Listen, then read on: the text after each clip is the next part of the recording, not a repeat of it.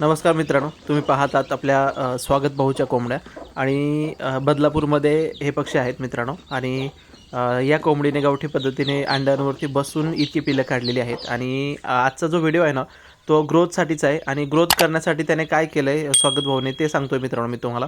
तर त्याने एक फीड बनवलं, एक चांगल्या प्रकारचं घरगुती फीड बनवलं त्याने. आणि पुढे जर व्हिडिओमध्ये तुम्ही कंटिन्यू राहाल ना, 1-1.5 मिनिटाचा व्हिडिओ आहे, तर तुम्हाला त्याची ग्रोथ समजेल. एक आपण 8-8 दिवसाच्या फरकाने हे व्हिडिओ शूट करून त्याने मला दिलेले आहेत मित्रांनो. तर तुम्ही व्हिडिओमध्ये पुढे बघाल त्या पिलांची ग्रोथ कशी आहे. आता पण पिलांची साईज बघा कशी आहे, एकदम छान अशी मस्त साईज झालेली आहे. तर त्याने ना मका, ज्वारी, बाजरी, गहू, नाचणी आणि परत आणखीन सुकटीचा चुरा मित्रांनो, हे त्याने घेतलेलं आहे. आणि घरच्या घरी फीड तयार करून हे पक्ष्यांना एक टाईम फक्त खायला दिले मित्रांनो, 2 टाईम पण नाही दिलं.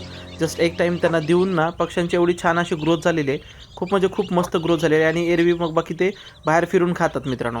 तर त्यांची ग्रोथ एवढी सुंदर आहे ना मित्रांनो, 8-10 दिवसामध्ये पक्षी एकदम फुगलेला दिसतो.